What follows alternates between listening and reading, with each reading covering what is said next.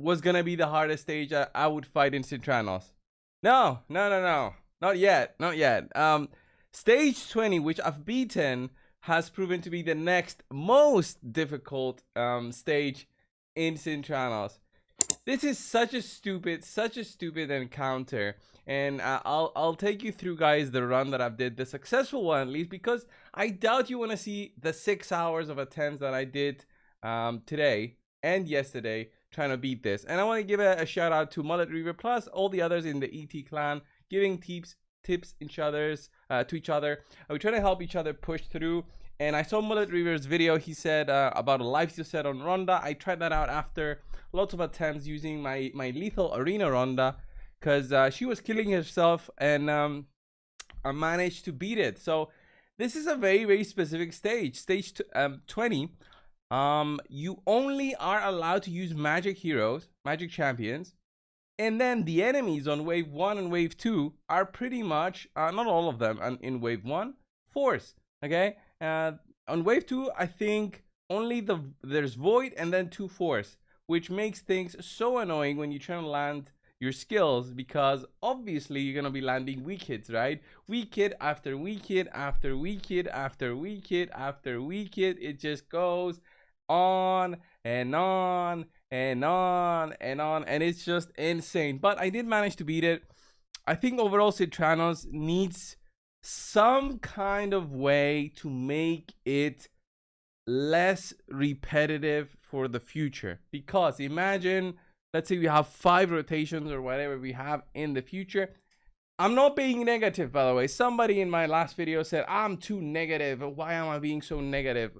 Guys, you gotta understand, if Cintranos takes you 6 hours to do one stage, let's say once a month, okay, whatever, that is 6 hours plus whatever other hours you spend on all the other stages, plus whatever else you're trying to do in the game. In my opinion, this type of content needs to have some sort of progression system built within in order to help you make your next run easier. What is that? I'm not sure. I'm not the developer, right? I am a person who has played this game for months and months and months and years now, and I know that when you give such repetitive fights to people, where just the stun set and then getting the stun on the right targets, and that is the strategy, that is no strategy, that is just fishing for RNG, and people will get bored on the repetitiveness. The only thing that is keeping people entertained at the moment is this, which is the carrot on the stick at the 5 months mark, if you can't complete it 5 months in a row, that is, which is not an easy task. Just from our clan, only 8 people have beaten it so far from our clan, which our clan is a top 3 clan, right? And how many people have completed it overall? At least 50. Okay, I can't tell if more than 50 have completed it, but again, seems kind of crazy to me to think about that.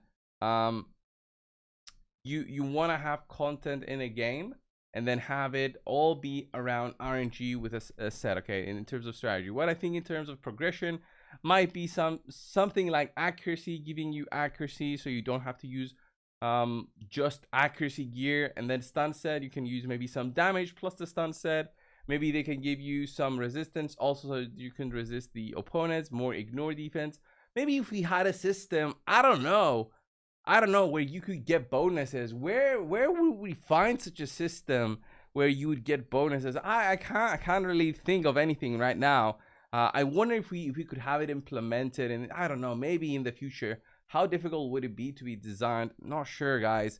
But yeah, such a system would be cool to have for Cintranos, and then for other stuff like Sand Devil, Iron Twins, and Phantom Shogun. But anyway, guys, the rest of the video will be I'll do like a voiceover, cool voiceover again of the S20 run, and I'll show you guys also my gear as part of like a screenshot from my RSL helper to get things up and running. Let's go, and yeah, enjoy the rest of the run. I hope you find it helpful to beat this specific stage. It's all about the stun sets, like four stun sets plus crowd control skills on 3 champions. Crazy.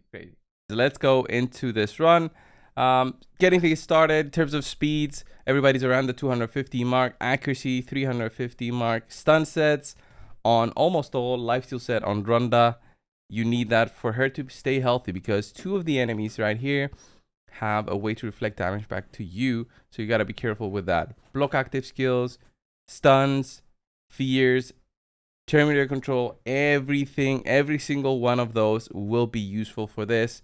The stun sets become clutch, and basically that's RNG. I don't know how many times I've repeated this stage. As I said, 6 hours.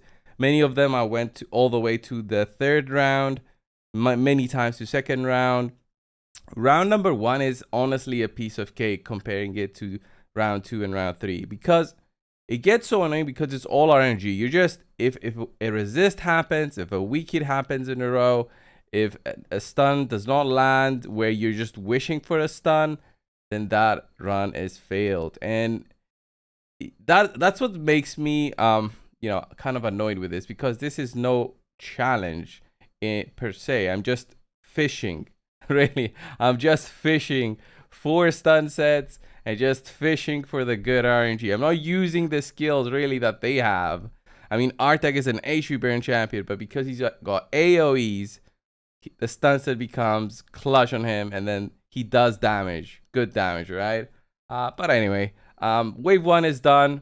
The corners can be annoying. Wave 2 is where things get interesting. The Grazoors, you gotta kill them 100% because they'll wipe you out, no doubt. Stun, block active skills plays a huge role. Look at the stuns that I secure here. You gotta also control the guy on the right, the bell guy, because he's got a cleanse. And then you also gotta kill the Grazoors if you can. Kill them with an ignore passive, block passives that Ronda can apply. If you do that, he will not do his unkillable skill and it will just die. There's no revives, thank God, here. And also the new Void guy is very annoying with Terminator manipulation that he has. So you gotta stun him too. Basically, you gotta stun everything. You gotta control everything. That is the idea behind this. As you can see, I'm getting so lucky with the stuns here. Stun on Grazoor, stun on the bell guy. If I see a defense down, I go in with a little bit of damage here because I think, all right, I might be able to take this guy out. And then I got a stun on the bell guy. So lucky. All of my champions so far were so healthy. I was feeling very confident with this. With this round, the 2-turn stun from Killian just coming in, clutch, crazy good. And then we also have the 5-star empowerment on Artag, which just executed guys left and right. There's the unkillable, but he was stunned for 2 turns, so it didn't really matter for us.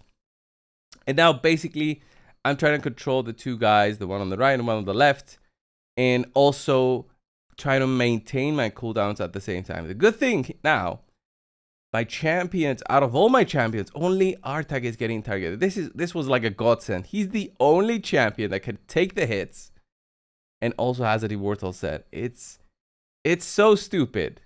So stupid that no supports were allowed in this stage. Because, like at least a heal or something.